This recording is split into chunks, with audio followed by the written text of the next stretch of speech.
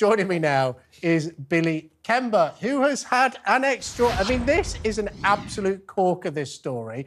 And congratulations to you, Billy, for the scoop of all scoops into the behaviour of a Member of Parliament called Mark Menzies.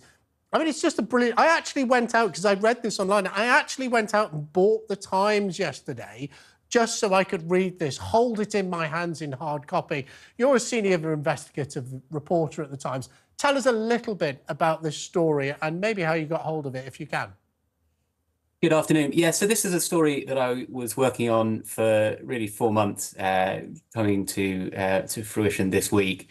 I learned of details of this extraordinary late-night phone call that's at the heart of this in December, not very long after the call had happened, and then have worked since then to build up the evidence and to get to the point where we could publish. OK, well, just focusing on the story. So effectively, the core of the allegations that you aired exclusively in the Times yesterday was that Mark Menzies, a Conservative Member of Parliament for Fylde, is alleged to have misappropriated Conservative Party funds, money given by donors to help him campaign to win his seats for all sorts of personal usages. Tell us a little bit about that. Of course, Mark denies any wrongdoing.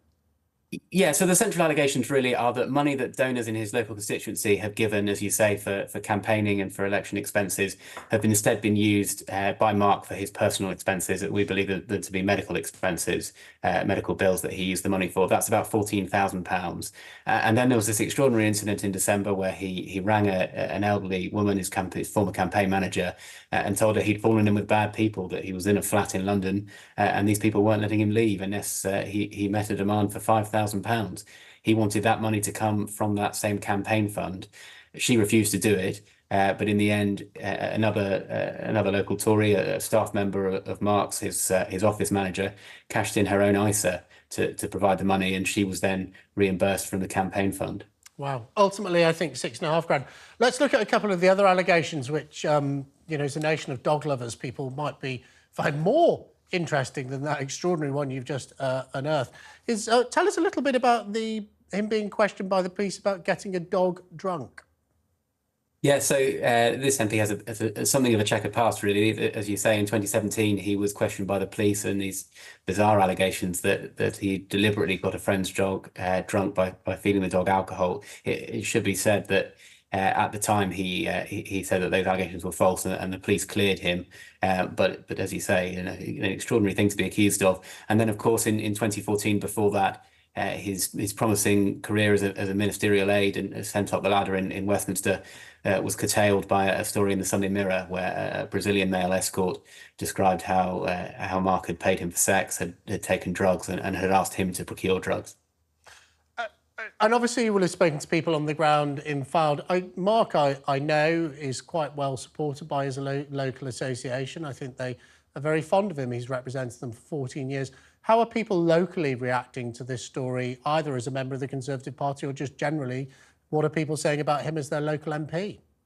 I think there's an overwhelming feeling that he's got to resign, that this is, you know, clearly an inappropriate behaviour for an MP, and they feel that, you know, the writing is on the wall. Obviously, the Conservative Party's investigation is ongoing, and that itself is a sort of topic for scrutiny this week, because as we revealed, the Conservatives have known about this since the start of January when the Chief Whip was informed. There's been an investigation ongoing since then. They've spoken to people involved. They've received bank statements and other evidence, and yet no action was taken for 3.5 months. It was only once we published the story within 2 hours that then the whip was suspended from Mr. Menzies, and he's also been stripped of his role as a government trade envoy. There's big questions there for why the party didn't move sooner, and whether they were hoping to sweep this under the carpet and hoping it wouldn't see the light of day. So, Billy, I mean, that's an extraordinary thing you just said. Let me just focus in on that in a second. So what you're saying is that you know that the Conservative Party knew about this in December, including the most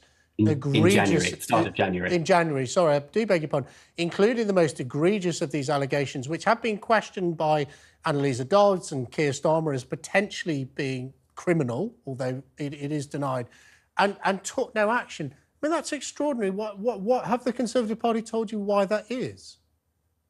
They haven't. All they've said is a statement saying that, you know, they're investigating and that investigations are confidential, and and they've indicated they will make a decision on whether to refer the matter to the police once that investigation is concluded. But no, they haven't engaged with detailed questions that we've sent them about the timing and the information they've had and why they didn't act sooner. Might be a bit late for them to refer it, because I understand that Annalisa Dodds has written to Lancashire Police today asking them to look into these allegations. She has, yes, and the police, I believe, are contacting some of those involved to ask them if they would like to make a complaint, particularly the donors whose money is ultimately at the centre of this and around the allegations of misuse. So I think it's very likely now that the police are going to be opening an investigation before the Conservatives' own investigation has concluded. We don't know when that will be. I mean, you would assume it will now be quicker than it was progressing at before, but there's been no indication of any sort of timescale or anything like that. Billy, thank you for joining us here on TalkTV, and congratulations. It's an extraordinary scoop. And investigative journalist, I'm a Survey MP. I hate it when investigative journalists call me, but I know you do an awesome job, so don't call me. I've done nothing wrong. But congratulations on what is an extraordinary story and a fantastic coverage in the Times for it.